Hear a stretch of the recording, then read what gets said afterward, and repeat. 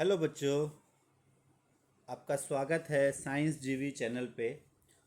तो बच्चों, chemical reactions and equations science chapter 1 10th class का ये पार्ट 4 है। इसमें पार्ट 3 में हमने जितने भी एक्टिविटीज़ थी वो की थी, और इस पार्ट में हम इंटेक्स क्वेश्चंस को डील करेंगे। जितने भी इंटेक्स क्वेश्चंस हैं इस चैप्टर के, वो सारे आपको इस वीडियो में कवर किए जाएंगे। तो आइए शुरू करते हैं।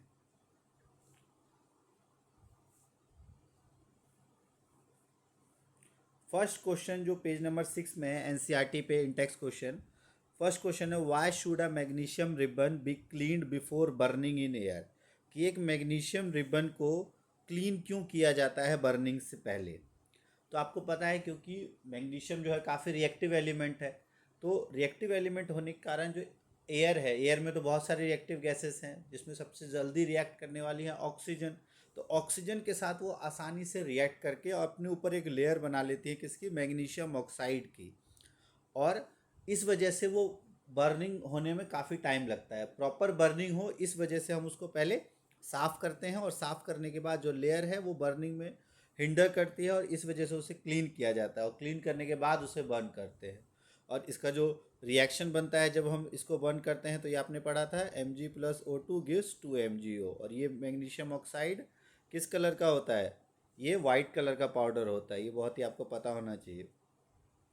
अब नेक्स्ट क्वेश्चन है, राइट द बैलेंस्ड इक्वेशन। आपको बैलेंस्ड इक्वेशन लिखना है, हाइड्रोजन प्लस क्लोरीन से हाइड्रोजन क्लोराइड।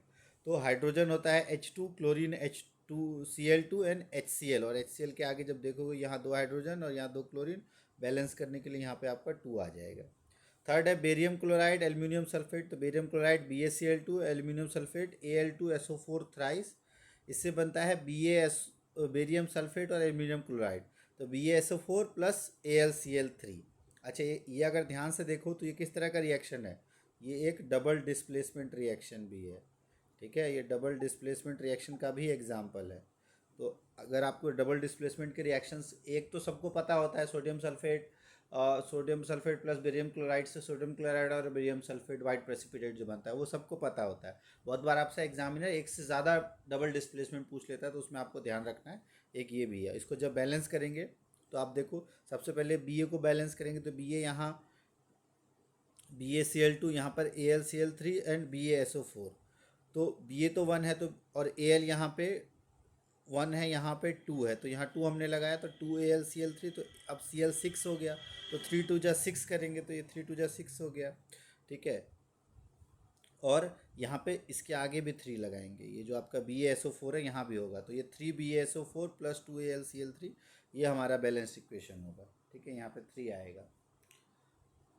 थर्ड है sodium plus water gives sodium hydroxide plus hydrogen. तो ये पता है आपको, वाटर के साथ जब सोडियम रिएक्ट करता है तो इसको डिस्प्लेस कर देता है और हाइड्रोजन गैस रिलीज होगा। ये एक डिस्प्लेसमेंट रिएक्शन है।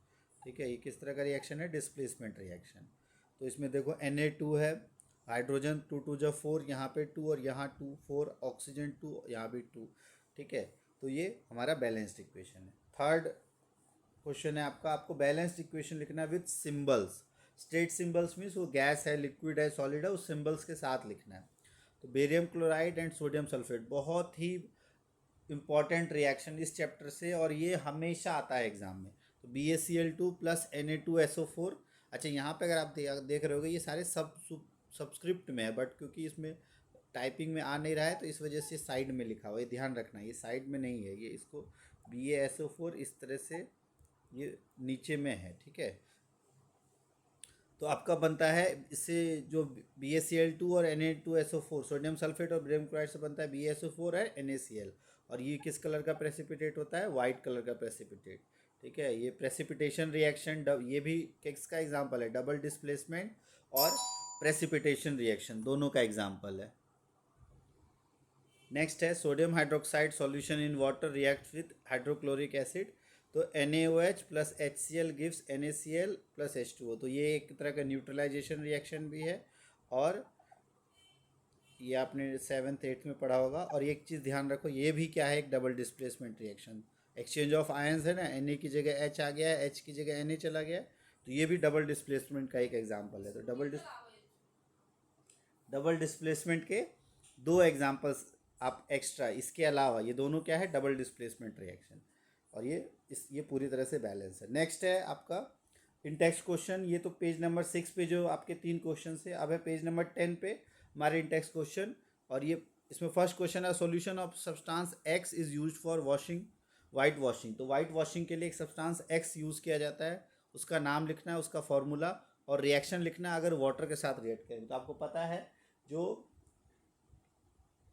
क्विक लाइम या चूना जिसे हम कहते हैं CaO, कैल्शियम ऑक्साइड, उसका फॉर्मूला होता है और इसका इस्तेमाल किया जाता है वाइट वॉशिंग के लिए।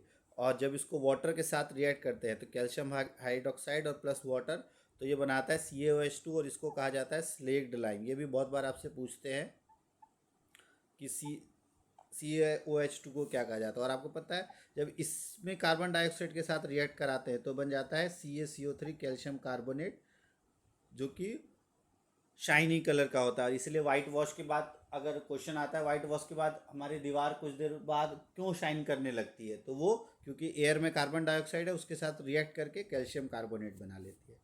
Next question, why is the amount of gas collected in one of the test tube in activity this electrolysis of water. अगर आपने एक्टिविटी नहीं की है, इससे पहले वाले वीडियोस में पार्ट 3 में सारी एक्टिविटीज़ कराई है 1 to 11 और अच्छे से समझाया हुआ है, उस एक्टिविटीज़ को देख सकते हो। तो एक्टिविटी 1.7 थी इलेक्ट्रोलिसिस ऑफ वाटर, जिसमें हमने क्या किया था, वाटर को इलेक्ट्रिसिटी की मदद से तोड़ा गया था। तो जो वाटर को इलेक्ट्रोलिसिस करते हैं इसको क्या कहते हैं हम, इलेक्ट्रोलिटिक डिकम्पोजिशन। ये ध्यान रखना, ये एग्जाम्पल किसका है, इलेक्ट्रोलिटिक डिकम्पोजिशन का। तो इलेक्ट्रोलिटिक डिकम्पोजिशन का एग्जाम्पल है ये। इसमें जब वाटर को इलेक्ट्रोलाइसिस करते हैं तो ये हाइड्रोजन और ऑक्सीजन था। और बैलेंस्ड इक्वेशन देखो तो 2 moles of hydrogen and 1 moles of oxygen. तो इसीलिए 2 molecules of water on electrolysis gives 2 molecules of hydrogen and 1 molecules of oxygen gas. और इसीलिए जो amount of hydrogen gas collected would be double than that of oxygen gas. और इसमें एक और चीज़ पूछी जाती है, ऑक्सीजन कहाँ पे इकट्ठा होता है और हाइड्रोजन कहाँ पे। तो आप देखो आसानी से याद रखने के लिए, हाइड्रोजन पॉजिटिव चार्ज बनाता है, ठीक है, और ऑक्सीजन नेगेटिव चार्ज।